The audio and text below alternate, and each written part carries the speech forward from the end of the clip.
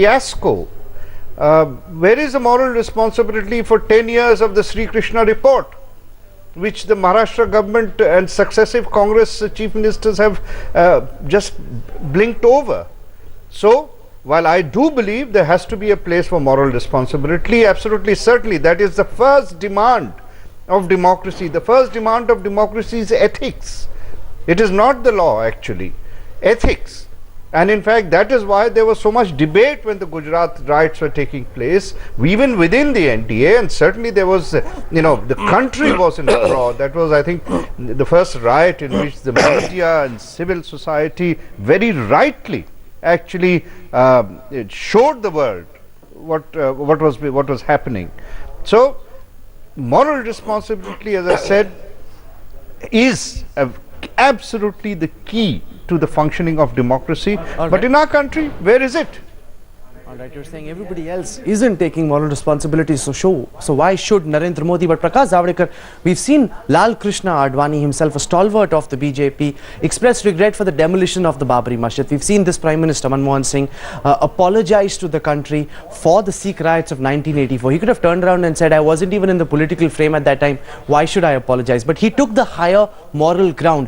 Why doesn't Narendra Modi, 8 years after the Godhra riots of 2002, say, okay, what happened was wrong, I accept moral responsibility for it, and I will prosecute and ensure that whoever is responsible for it will be brought to book? That is what exactly he is doing. Let us understand, he has not justified. BJP has never justified any riot, be it in Bhagalpur or Bhiwandi or anywhere in the country. If it happens, it is bad. But that does not mean that you are responsible for that. Here is the case and the facts. Now the SIT has come, SIT appointed by the Supreme Court. The special investigation team has come with the report that it was Tista Setalwad and their coterie which went door to door and convinced the victims to tell certain things which were not correct. And now those were the false affidavit and everything has come into light. No, but should there be no sense of remorse for what happened while he was chief minister? He was in charge of the state when at least 1,000 people died. Unofficial figures say the toll was much more, but 1,000 odd people died. Shouldn't there be a sense of remorse for what happened? Why is there no trace of apology for what happened in 2000? At least after 7 years, we must remember 3 things. That figures cannot be manipulated that way, that unofficially the figures are more. Figures are very concrete. There are Supreme Court, High Court, various commissions and SITs and everything, and figure is confirmed. In which this is the first case where the state government, for maintaining the law and order, 200 people are killed in police firing. Nowhere in the history of independent India, and so many thousands of riots, so many people were on the spot killed for rioting, and that is the duty of the government. And as I told you, Narendra Modi, I have never heard him justifying of any kind of riot or communal breakup, never. Alright, Abhishek Manu Singhvi, spokesperson of the Congress party, is now also with us. Dr. Singhvi, we just played out an exclusive interview with Narendra Modi in which he's really hit out at all those who accuse him for being responsible for the Gujarat riots of 2002, saying, if I'm found guilty, hang me publicly, but I have nothing to apologize for. He says 7 years hence, let's not just keep talking about what happened in 2004, let's look beyond. Let's look at my development record, let's focus on that. Why is the clock stuck at what happened in 2002? It's a very strange statement. We are all been looking ahead, but that doesn't mean that you can't punish for the past. This is nothing but a statement designed for the elections to try to get sympathy. What is this air of a martyr about? This air of a martyr is about a chief minister who, as a sitting chief minister, had a pogrom with thousands of people killed, thousands, majority of a particular community, persons killed, and for the first time in the history of India, the entire Gujarat to out. Several reports and doubts about the impartiality of the administration. But this is all history, we know it. And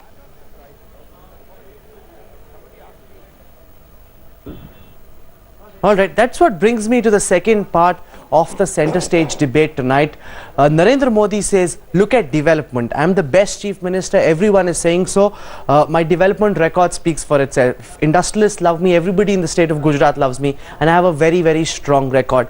Will the people of India, 5 years from now, if he's heading the BJP in the elections, will the people of India look at that development record, or will they hold 2002 against him? That's the second part of the center stage debate tonight. MJ Akbar, your thoughts on whether Narendra Modi's hope of the wounds healing with time will really fructify as we go forward? Well, I don't think that his track record will ever be clean of the memory of Gujarat. That is something that will stay with him, just as Narasimha Rao's track record can never be clean of the supervision of the Bombay riots, of the Sri Krishna report, and so on and so forth. I mean, you had just now, during the beginning of this election campaign, in its early phase, a journalist, a Sikh journalist, who sent such a sharp reminder of riots that took place in 1984. It still simmers in the consciousness of people, and how can they forget, because they've seen it themselves. So certain things cannot be erased from the record, but we have seen it in balance. People saw Rajiv Gandhi and they took it in balance, saw other things about him, and either elected him or didn't elect him. Similarly, they saw in Narasimha Rao, yes, he had supervised a complete what would be called lack of responsibility on that incident, and more important to me actually was the way in which the riots were managed. But they saw economic reforms and so on and so forth, and in fact during the assembly elections after the Babri Masjid riots, the Congress won in many states. So I mean, it's a very difficult question, Rahul. I really do not know the answer, and what the record says is very, very ambiguous. People have, in Gujarat itself, people after all have voted for for Narendra Modi twice. That's happened in the state of Gujarat. The question is, will that happen across the country as well? Because here clearly is a man who's seeing himself in a far bigger national role as things go along. Prakash Zavadekar, is this an albatross Narendra Modi shall carry around his neck for all time to come? We've seen with Mr. Tattler, 25 years hence, he's still held accountable, even though he says that there is no evidence against him in the court of law. All the cases are falling flat, but yet public perception is that he is guilty and they haven't forgiven him. It is not about only public perception about Jagdish Tattler. Let us understand that on the TV, on your channel itself, here is one witness who is staying in Canada. He is on record, he is on camera saying that I am willing to come and depose before the court, and I am ready to give input, and I am ready to depose. But you are not allowing, and CBI giving clean chit after Congress declares him a candidature. Second, the real point is that Rajiv Gandhi did justify the Sikh carnage, the worst ever communal carnage ever taken place in the national capital. He justified it by actually reversing the science, saying that when the tree fails, the earth tremors. It is actually the other way around. But he justified. Then, as MJ Akbar was saying, people see in it in balance. Here, he has never justified anything, and the track record is very simple. I come from Maharashtra. In Maharashtra, thousands of cotton growing farmers are committing suicide. In Andhra, it's a Congress state, thousands of farmers committing suicide. And the cotton growers in Gujarat are flourishing. Why? Because he has managed successfully the micro irrigation, which assures the water, and which Congress governments have failed successively in Andhra and Maharashtra. So if this difference is to be visible and seen, why people will not love him? They will. All right. The BJP clearly hopeful that his developmental record will speak for itself, and this one blot that he has on his career graph will get wiped away with time. Whether or not that happens is something this channel will be tracking very, very closely. For the moment, we're heading into a break. When we come back, we'll shift our attention to round 2 of the battle for India. Naveen Patnaik, Chiranjeevi, SM Krishnan, Prakash Jan, a whole host of others will be with us, and we'll talk to them about the biggest phase in the battle for India 2009. Stay with us.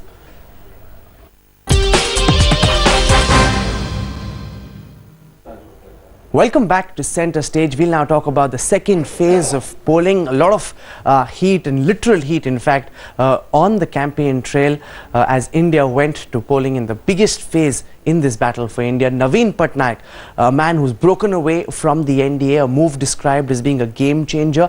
The BJD chief state wrapped up polling today. He's with us now from Bhubaneswar. Mr. Patnaik, everybody is tracking the fortunes of your party very, very closely. The anti-incumbency factor breaking away from the BJP. How confident are you at the end of polling in this state? Well, you'll see for yourself on the 16th of May, as will everyone in the country, about all the results in the country. But as far as Odisha is concerned, which is my concern, is the Biju Janata Dal, the regional party of Odisha, will do very well. We'll form a very comfortable majority government in the state, and we'll send a number of MPs to the Lok Sabha. Your allies, and especially people in the BJP, are saying you used the BJP for 9 years and then very conveniently dumped them at the altar because you thought your fortunes would be better off without the BJP. You're being labelled as a rank opportunist.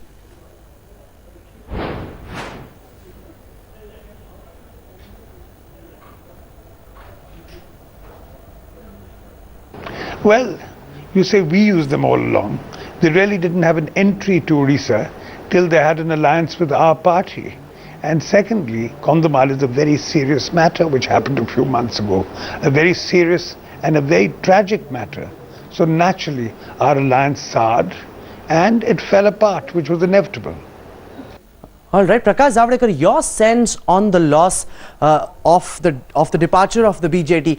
What's the sense that you're getting? How much will the BJP suffer because it doesn't have this ally in this critical state? The ground level report which we have got today, as the Orissa has completed the election, Naveen Babu will regret parting ways with BJP, because in Indian ethos people don't like doing this kind of betrayal. Even family or public life, people don't approve of this, and he will learn it by hard way.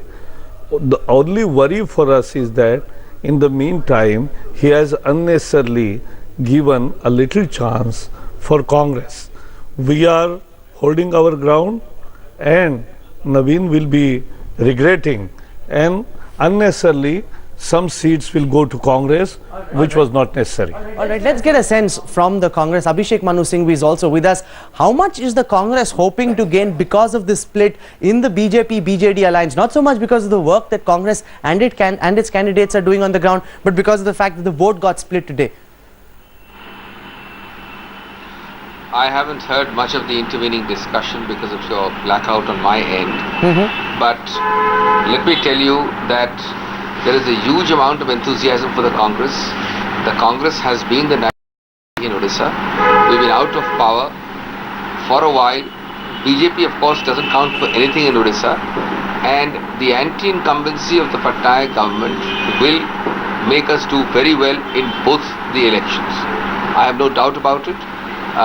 From our rather unfortunate tally earlier, we will increase many times over as far as Parliament is concerned. As far as the Assembly is concerned, we will do extremely well.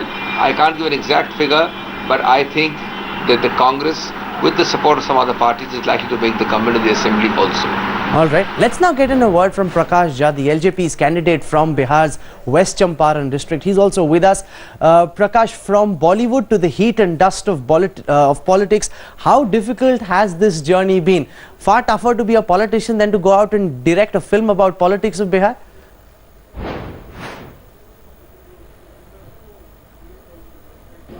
Well, it hasn't been difficult for me because right from the beginning I have been making movies which deal with society, which deal with the development that takes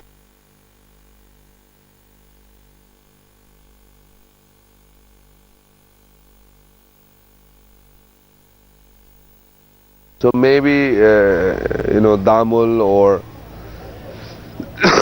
Mrityudan, Gangajal and Aparan and now Rajniti, they are all not like one has been sitting in an isolated place and writing a screenplay. It is all everyday experience that I have gathered over the period of time working in in the field. No, but in your movie Ganga Jal, you spoke about corruption in politics. You've also spoken about Bahubalis. Now you're a part of the system. Your own party, the LJP, has a large number of strongmen and candidates with tainted backgrounds. You've now become a part of the system. Does that now give you the right to critique the system as well?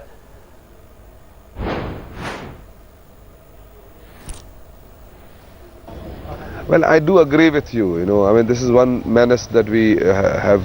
The kind of people who are, there in every party. I mean, every party for that matter. But I am what I am. I have become what I have because of my belief in faith, and it is my earnest belief that if you work diligently through a dignified process and you persevere to achieve something, you definitely will be able to do it. All right, you're hoping to be able to change the system from within. Let's now get in a word from Vidisha. Sushma Swaraj of the BJP is with us. Ma'am, you've kept a very low profile this time round, spending a lot of time in your constituency, not so much time in Delhi, not travelling around other parts as the BJP star campaign as you did in previous elections. But your own seat, they're saying, is really a walkover for you. Why then so much concentration on your own constituency?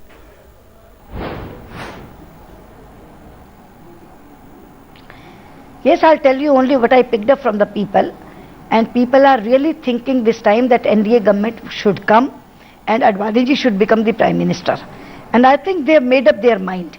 In all my meetings, I have seen it happening on the ground.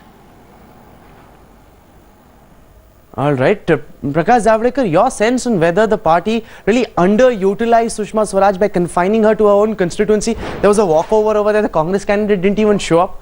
No, there is little confusion. She is already travelling. She has held many rallies in basically Madhya Pradesh, Jharkhand, the area which she is in charge of. But now, after her poll today, she is going all over the country. So her campaign was planned like that only, keeping the timetable intact. And we don't change timetable just because it has become a walkover. She has helped other candidates in Madhya Pradesh because after all Madhya Pradesh is one state where we have 25 seats out of 29 and we have to keep that, and we are keeping those seats. All right, Abhishek, your sense of the situation in Madhya Pradesh, in this Hindi heartland, the BJP, all the reports that we are getting from the ground seem to indicate that the BJP is doing really well. It's holding its ground and it's also poaching into your seats. I don't know what the basis of those reports are. Now that the channels have become wary and cautious of opinion polls and exit polls, you started using words like our reports and surveys. All I can say is that if large published surveys and exit polls are so wrong, then your reports and your surveys can be even more wrong. Please go there. Please go and deal with the situation. From our 4 seats, we're going to increase many times over. Last time in the assembly elections, we had a vote swing of 4%. 4% is a huge vote swing in favor of the Congress. The reason we didn't win the assembly was that the previous election which we lost had a large gap of 9, 10, 11% vote swing against us. So it required more than one election to make it up. But a 4% vote swing in the last assembly elections a few months ago gives you an idea of the trend. The trend is entirely in favor of the Congress. All right, Sushma ji, one comment of yours that has been widely reported across the national media is your statement about the NDA not being able to form the government on its own. Was that really a Freudian slip, or do you stand by that statement? Did you say it's a complete slip of tongue? I did not make any comment inadvertently. That was quoted out of context. The question was on post-poll alliances. I have always been sure of NDA coming to the power with absolute majority, And I was never in any confusion. Even today I am saying BJP will emerge as the single largest party and will be way ahead of Congress, and NDA will get absolute majority and form government on its own. All right, the political parties are clearly saying their bit, but MJ Akbar, before we end, I'll let you have the final word. Your sense, 2 phases gone, 3 more hugely exciting phases in the Battle of India still left. Where is the wind in India blowing at this time? Well, actually, if you go back to Odisha, the question there is, Congress by itself is the largest single party in Odisha, or has been. It was only the combination of BJD and BJP which actually effectively took it far beyond the reach of the Congress. If Naveen Patnaik is right, and if what he says is right, then we'll have to see whether he actually increased his vote share from the Congress pocket, or did he increase his vote share from the BJP pocket. If he has taken votes away from the Congress pocket, then there will be one situation. If he has taken votes away from the BJP pocket, then there will be a separate situation. But if the votes are at a standstill, then you will get a very, very confused assembly, and we don't know what will happen after that. That's only for Orissa. All India, MJ Akbar, people want to know, using all the experience that you have, where is the wind blowing at this time? Do you want to take a guess? I'll just, one thing, the only thing that seems to me happening, I think the first pattern of this election is actually emerging. You are getting state level sweeps. You're not getting a national level pattern, but in different states, certain forces which have combined successfully, who have got their mathematics right. For example, Andhra Pradesh. I think Andhra Pradesh, the alliance, the very simple fact that these 2%, 3%, 4%, votes have come together is giving an edge. In Bihar, it is the alliance which is working, and the fact that the other side simply, the alliance has imploded, exploded, you say what you like. That is what is giving the edge, and in fact, you might get very decisive results.